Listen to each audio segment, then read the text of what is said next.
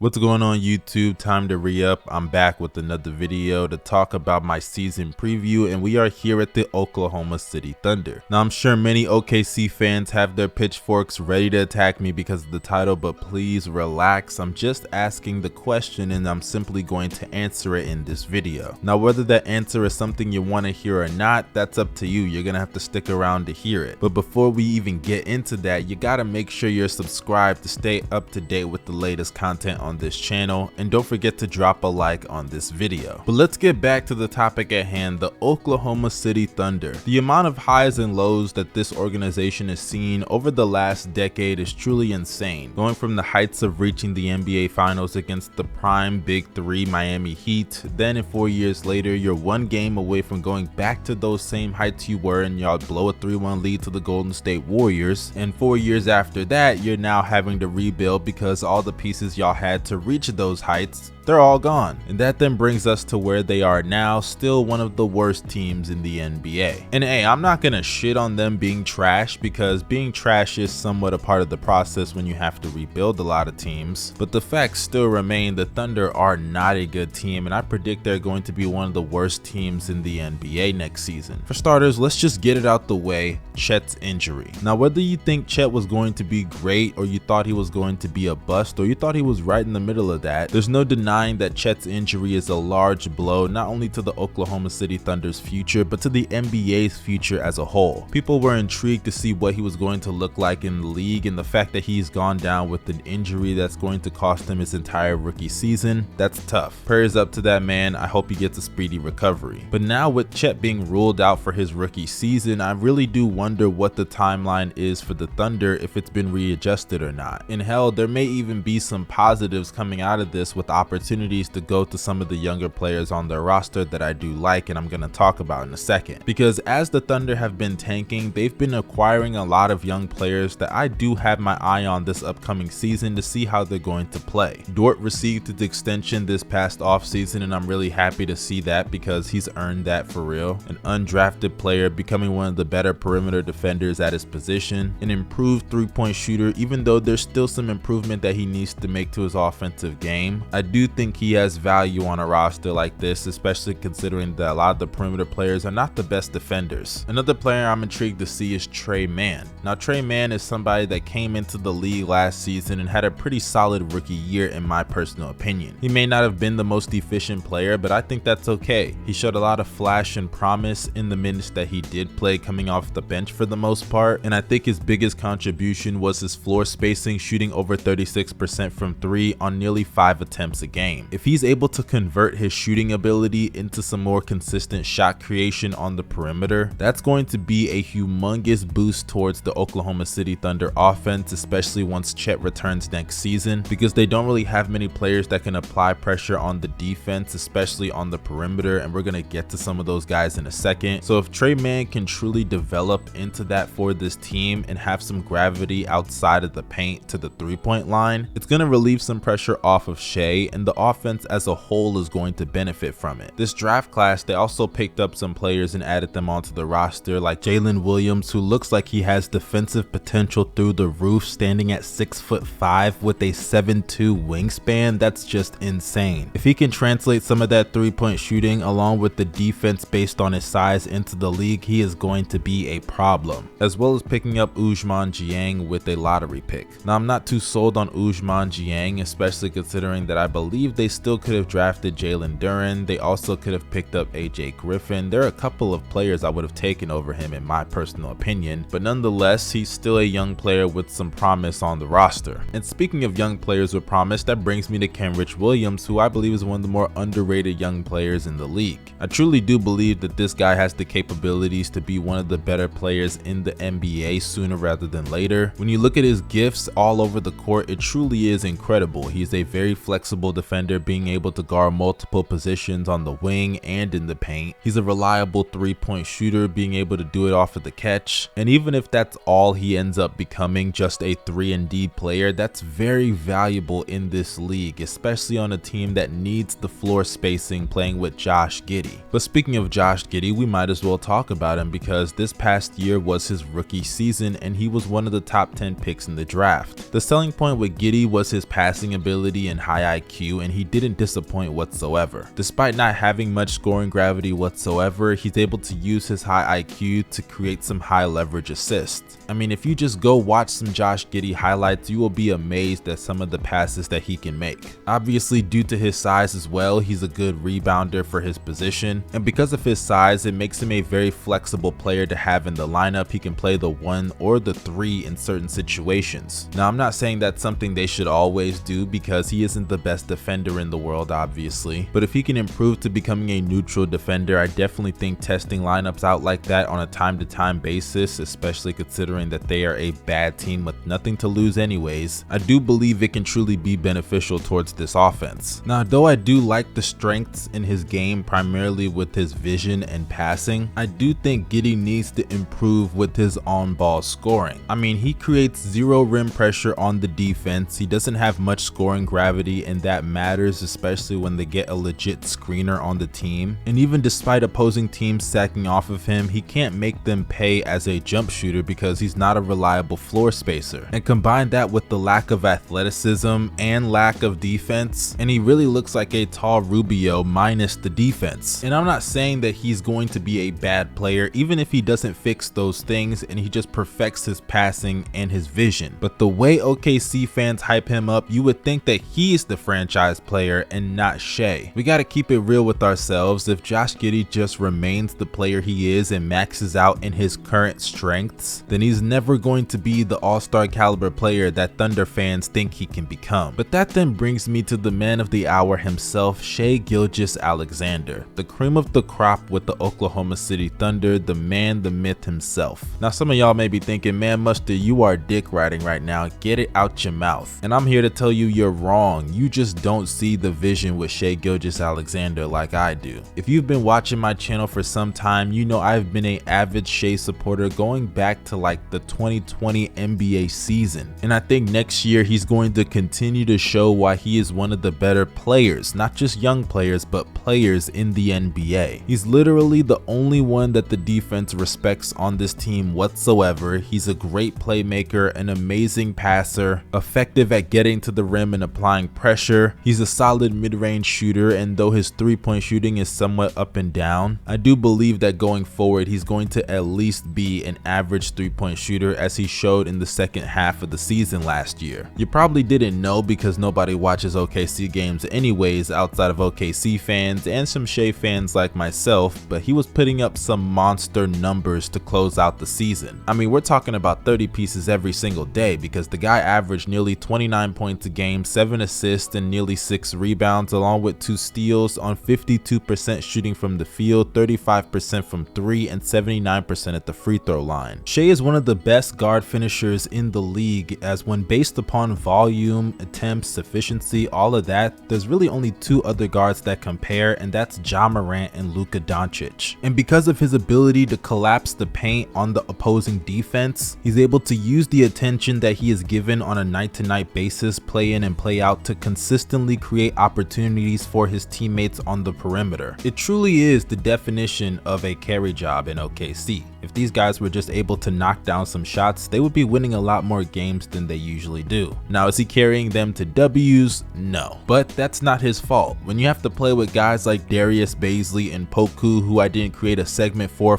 obvious reasons, they just suck, then it's no surprise that the team is going to have to go out there and struggle to get 30 wins every single season. And that brings me to the topic of this video. Are the Oklahoma City Thunder wasting Shai Gilgeous-Alexander? And I have 2 words as my answer to that question: not yet. The reason I say not yet is because the Thunder still have time. I feel like people just think rebuilds happen overnight because you see certain situations like the Lakers who just get LeBron randomly in free agency, or you see the Miami Heat who got Jimmy Butler after rebuilding for what, 1 season? But in those cases, we're talking about players and teams that are in big markets. If the Heat were in a city like Indiana, you can guarantee they're not getting Jimmy Butler. If the Lakers were in a city like, I don't know, Minneapolis, you think they're gonna get LeBron James? It's very clear that with certain teams that are in small markets, you have to be patient with their rebuilds as opposed to big market teams that can get free agents to speed up that process. And to add on to that, it hasn't been that long that they've been doing the rebuild process. It's only been a couple of years, 3 years this season to be exact. And of course, in those 3 years, Shai Gilgeous-Alexander has performed at an all-star caliber level, and I'm including this year because I don't think there's going to be any drop-off whatsoever. But I think that they still have more than enough time to convince Shai that this is the right situation for him to be in. Now, if next season Chet doesn't pan out and he looks like a bust, then we can revisit this conversation for sure. But until something drastic like that happens, I don't think I can jump on board with the free Shai crowd. So with the OKC Thunder, I love some of the players on this roster, some of the draft picks they've made this season, and with Shai Gilgeous and Josh Giddy at the helm, I'm very much intrigued to see how they perform under these circumstances. And if they can end off next season by getting the first overall pick,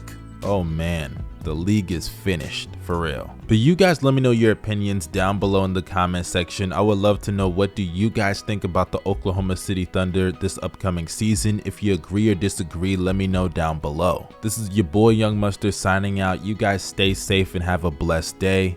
Peace.